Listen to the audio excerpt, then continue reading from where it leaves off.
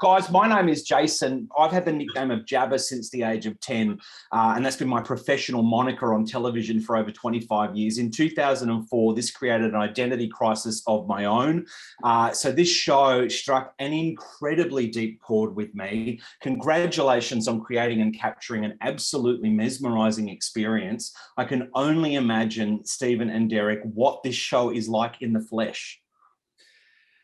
Well, I can tell you as an audience member that having seen it multiple times in person and being the producer and fan of the film, that it actually does capture that feeling of mysterious, grateful suspense that we had live, but also amplifies it in many ways because you see it across multiple performances and you see the honest reaction from one moments of emotional revelation across multiple shows. And you see sort of the universality of people's response to this discussion of identity. Did I say that right, Derek? Yeah, I never saw it, so I can't speak to it. So it's pretty darn close. As a matter of fact, some of it is actually superior. Okay, good. Derek, when you first appeared on Stephen's show in 2017, you described your show as a theatrical existential crisis. Is that how you still describe it now? I think it's the closest I've gotten to describing it. It's very difficult to describe, so we end up resorting to just go watch it. But that was kind of, I guess, by design. I didn't think about the marketing when I was creating the show, but I probably should have. It is a difficult show to describe, but theatrical existential crisis does seem accurate. It is one of the hardest things about doing this or presenting this movie is the difficulty of describing it, because everyone wants to know, what am I going to see? And the best possible thing you can say, the best possible experience is, I don't want to tell you. Yeah. Not only because there are elements of magic in it, but also you don't want to change people's expectations, because part of the message of the movie is do not pre-apply an identity to a person or to a work of art. And so that's a difficult marketing job. Did you consider its Inception, but with card tricks? What? He says, is it like the movie Inception? Have you considered selling it like Inception, but with card tricks? With card tricks. Wow. That's, no, no, not at all. That's probably wise. Derek, one thing that really struck me watching the film special, the film of the show, is how emotional you appear for so much of it. And I wanted your take on that. Is that just what we've seen in the film? Is it because it is like being therapy for you, being on stage performing the show over those 500 nights or so that you did the show? Why is it still so raw for you? Well, it's what the work required. At a certain point, the work started telling me what it was and telling all of us what it needs to be. And I never set out to become emotional. That was never part of, Frank, the director, Frank Oz. We were both very reluctant to make it saccharine or make it try to seem heavy or deep or anything like that. We just wanted it to be legible and honest. And it turned out that it was honestly a very difficult show to do, both emotionally and technically. And it was extremely challenging. So, but yeah, it wasn't therapy. That was a big part of, creating a work of art for me is therapeutic. But the performance of it was never therapy. It was just what it needed to be. It is honestly unlike anything I've ever seen. Stephen, you're a bit of a theatre junkie from my understanding. How did you first stumble onto Derek's show, and how much did it blow your mind? Well, one of my executive producers, a guy named Barry Julian, is a very old friend of mine. And I know that he'd spent part of his early career doing magic. And he came to me and he said, I've got a show you need to see. And he said, and it's not a magic show. And I said, why did you lead with that? And I said, because I don't want you to think I'm telling you to go see a magic show. It's a theatrical experience. It has magic in it. And that's all I'm going to tell you. And please just go see it. And then another one of my producers said the same thing independently.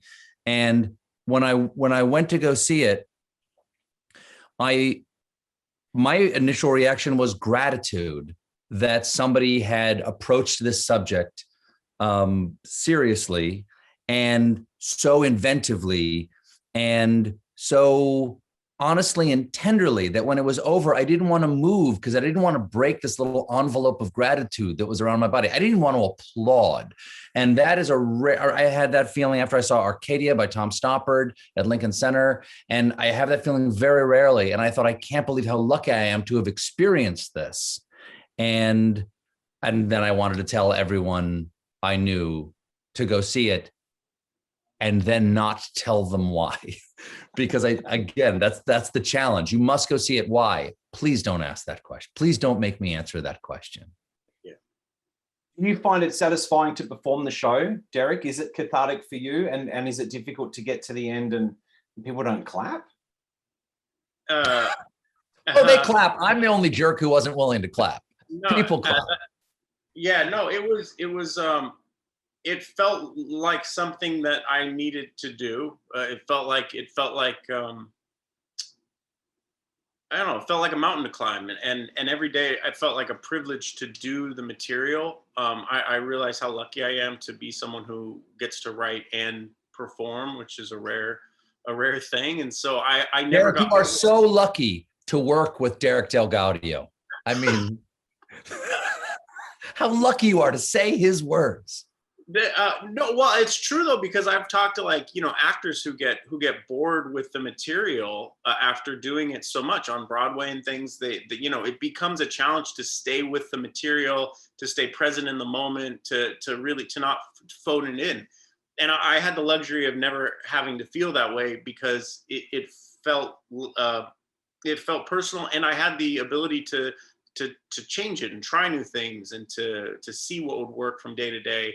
And it really felt like every opportunity to perform it was a new group of people who I'd get to try to talk to. And my job was to just make it make this completely enigmatic thing a little legible for them to enter it and try to explore it. And so it felt like. Go ahead. Sorry. It felt like a privilege to do it, but I was glad when it was all over. JC, may I ask a question of Derek? I know you're the host, but can I ask a question? Please. Habits die hard. I'm just curious, is one of the things that kept it fresh the fact that you were doing, I won't say how many, but a series of extremely difficult, risky illusions on a tightrope over a pit of spikes here? Because the progress of the show depends on those coming off. And they're about the hardest things I've ever seen. And did the danger of that keep it fresh for you? Well, that definitely kept me on my toes. I never got comfortable. I could never get comfortable in the performance because much of the script was in the audience's hands. And so a script that they weren't aware they were holding. So every day I had to show up and kind of trust fall into the performance and just take whatever came my way. In that regard, it's probably like you're, doing improvisations, Stephen, where it's a different type of performance where you don't have the script necessarily. And so those aspects that were built into it that allowed for uncertainty definitely kept me present and kept me be involved in a way that I wouldn't have to be if I could just recite my lines and move on to the next one without having to actually listen and interpret what's being said or done on stage. It's such an intimate show, Derek. When you look up and you see a Stephen Colbert or any number of, I imagine, famous faces in the audience, does that throw you off your game at all? It can, especially if they're not what you expected or do it in a way that, like I had some people take it very seriously and they're authentic about the experience, and then I've had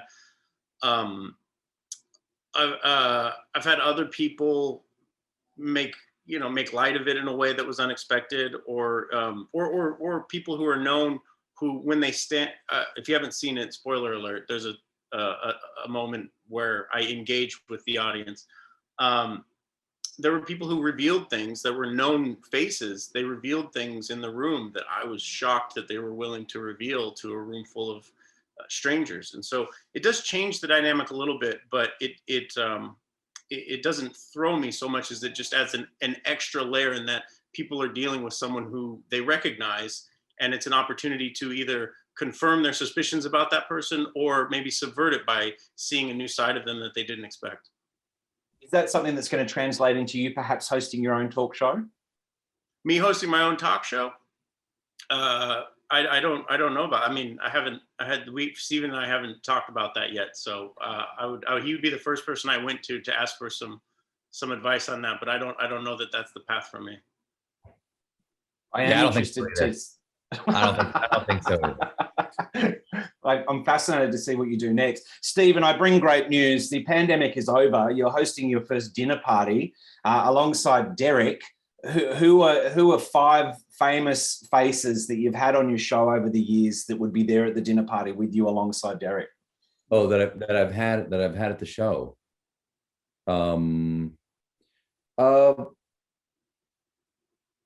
You know who's a really a lot of fun is Jamie Foxx. Is a lot of fun. I don't know him, but I'd like to spend more time with him. I had a lovely time with Dua Lipa tonight. She was a lot of fun. Neil deGrasse Tyson is an extraordinary conversationalist. You actually just went out and had dinner with him, Derek. He's a wonderful guy to spend time with. I guess I'd invite the president. It would probably be rude not to. Joe Biden would probably be on the list. Yeah. And my wife Evie, I guess. There you go. That's nice. Yeah. Derek, who would you invite if you could have Stephen at a dinner party? Let's see. Stephen and his wife Evie, that takes up those 2 spots. You know what? I have no idea what he is, like a conversationalist, but Ken Burns, I have some questions for that guy. Fantastic. Good choice. Maybe to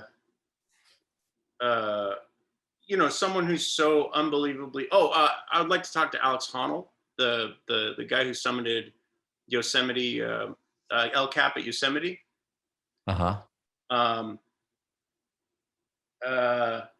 There's a documentary, or there's a filmmaker who I forget his name. He made The Lives of Others. The writer and director of that movie. Which is a German film. How many did I get more? How many more? That sounds like a pretty heavy dinner party. Mine sounds like more fun. Yeah, and okay, and more fun. Bruno Mars. He seems very fun. I'll just say, I just feel like I just picked someone who fun conjures in my head. Bruno Mars. He seems like he's always having a very good time. Right. I like that. And if you guys leaned on Frank Oz, who of course is part of the film thing, he could bring all manner of fun with the Muppets or some guests from Sesame Street, I'm guessing. No, he would not. He would not. He could, but he would decline to do so. Yeah, he could, but he would not. Yeah, Frank's always a good time.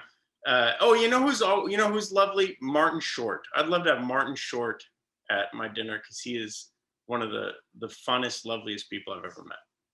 I love that. Guys, we're coming to the end of our time. One thing that has loomed large over the last couple of years, and I think of this, Derek, when you're inviting people on stage or you've got a famous face in the crowd, and certainly for you, Stephen, on your show, on TV, cancel culture are 2 huge buzzwords. Is that something that factors into the lives of either of you, that you might have a guest on or someone pop up on stage one night and then a week later it turns out they're a serial killer, they've tweeted something 10 years ago that's now offensive?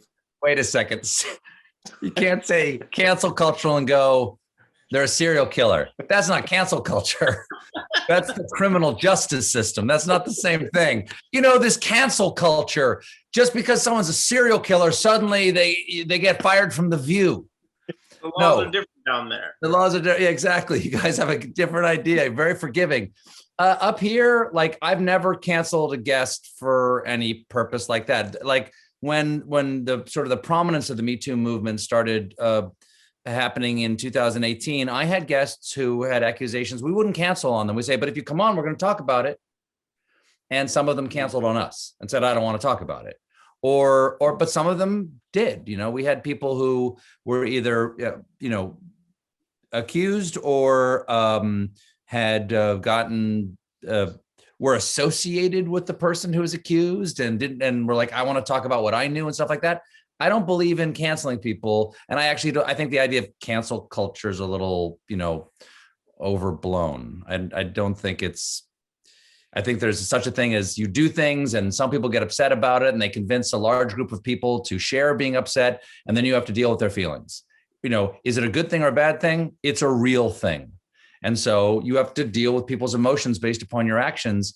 And as someone who is a host, I wouldn't want to not allow that person to have an opportunity to talk if they wanted to. So I won't cancel anybody. And that's wild. I think of the Oscars a couple of years ago. I think they invited in a bunch of people from the street, and there's only so much vetting you can do of that. And I'm sure there was something that came to light that one of the participants, there was something shady on him. Derek, was there ever, or maybe every time you invited someone on stage or interacted with someone in your crowd, was there a little bit of hesitancy or a little bit of fear about where that might go? If someone was a bit unhinged or who knows what someone could say or do?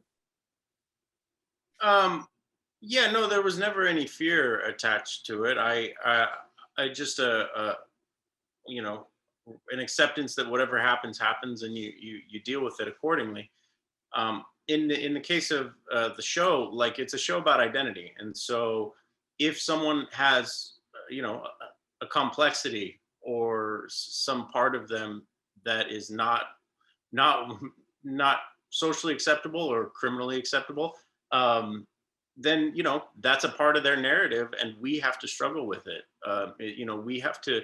It's the question of like, how do we separate the art from the creator now? In a lot of cases of, and that conversation is extremely complex. I don't think it's a binary. I understand. There's a great new documentary series out about Bill Cosby. We need to talk about Bill Cosby, and there's a clip in it with Stephen and Jerry Seinfeld talking about Cosby, and Stephen, says, I can't listen to his albums anymore, and Jerry kind of doesn't understand that, and that's where we're at. Where two good men who know comedy and know the history are able to deal with it in different ways, and I don't know that either one is right or wrong. It's a personal thing, but it's a complex discussion that we're forced to have, and I think it's a good thing that we're having it and reconciling these things that have been hidden for so long. I'm right. I love that people can have a difference of opinion. I agree with you. I agree. I think you're right. But then I wonder, like, what am I allowed to throw away Annie Hall? Like, because I'm like, I could throw away all the others of his, but Annie Hall, I'm like, okay, that's a good one. So it's like I will always find someone who, like, you're right in that case. I agree with you. It's the other. I'll find other cases where I'm stuck. Let's get out of here with one final comment from you guys. At the head, you talked about Peter Jackson, Taika Waititi, Hugh Jackman, all people dear to us here in Australia and New Zealand. What can you tell us about In and of Itself that's streaming now on Disney Plus? As we go, what do you want to say to your Australian fans down under? I'll start because you can close it, Derek. How about this?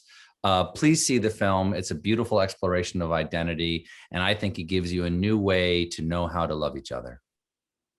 Thank you, Stephen. I'm thrilled that my friends down under can finally see this. I've waited a long time to hear what they think, and I'm really pleased that I finally get the chance to hear it.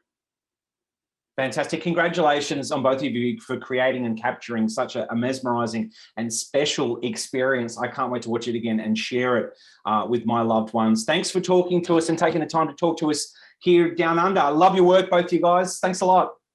Thanks, Jason. Thank you.